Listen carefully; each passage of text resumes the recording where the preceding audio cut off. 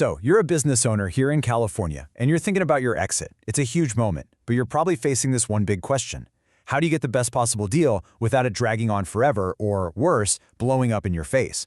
Well, today we're going to break down two of the most common tools that can make or break your sale, the earnout versus the seller note. This is all about getting you a faster, cleaner exit. All right, let's get right to the heart of it, the fundamental choice every single seller has to make. Are you chasing the absolute highest price, even if it comes with a bunch of strings attached?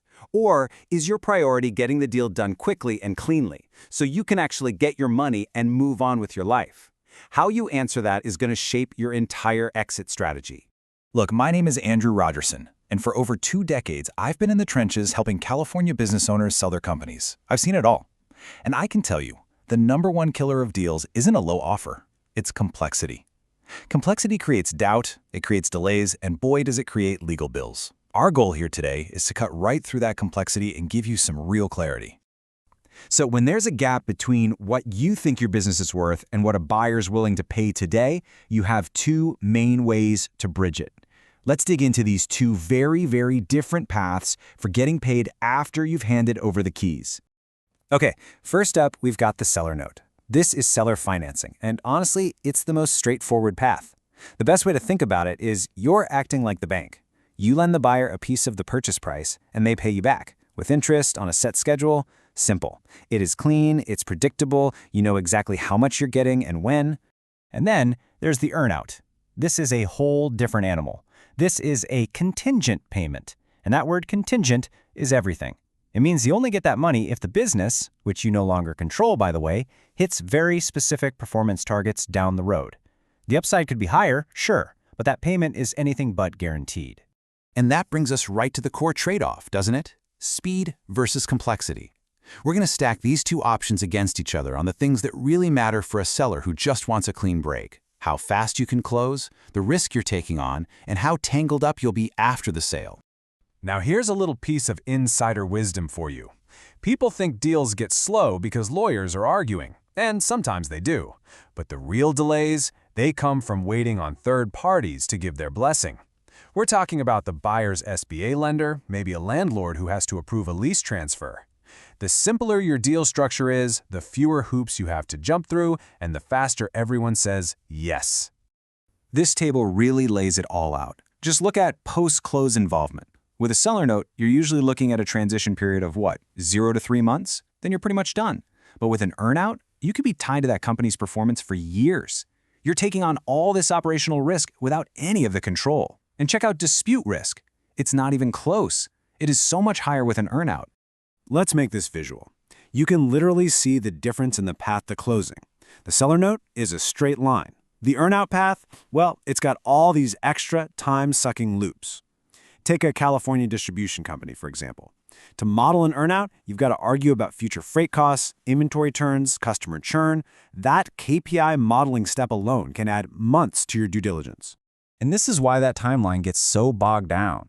The legal work is just night and day.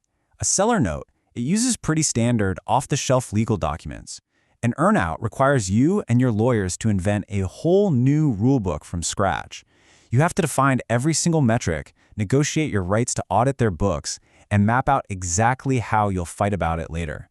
Every one of those points is a landmine that can blow up your deal. And that brings us to the real-world risk.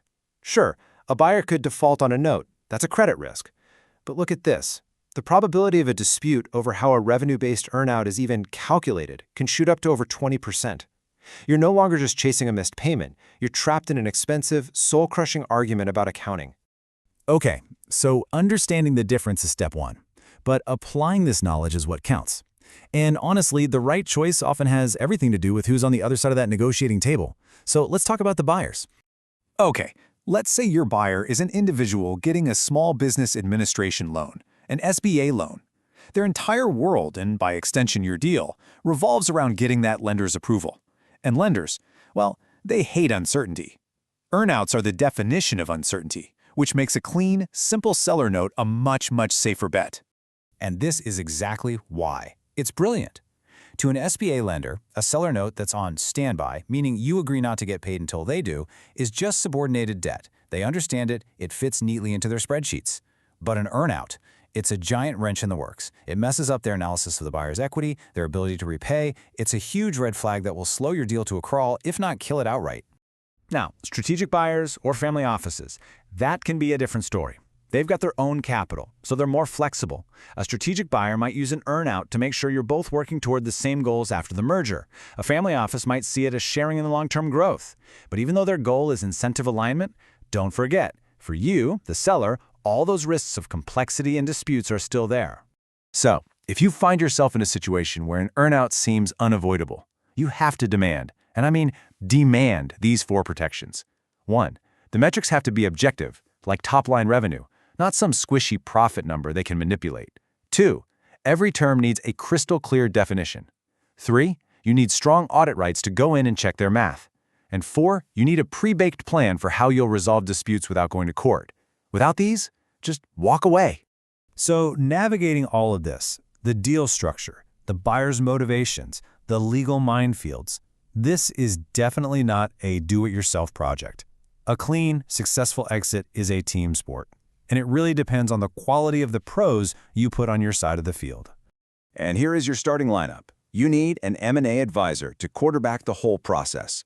You need a great transaction attorney to draft agreements that actually protect you. You need a tax CPA who can model this stuff out so there are no nasty surprises, and sometimes a valuation specialist to back up your price. Getting this team working together is your absolute best defense against complexity. So I'll leave you with this. When you get that offer and you're looking at the terms, I want you to ask yourself one very simple question. Is this deal structured for a clean exit, or is it structured for a future argument?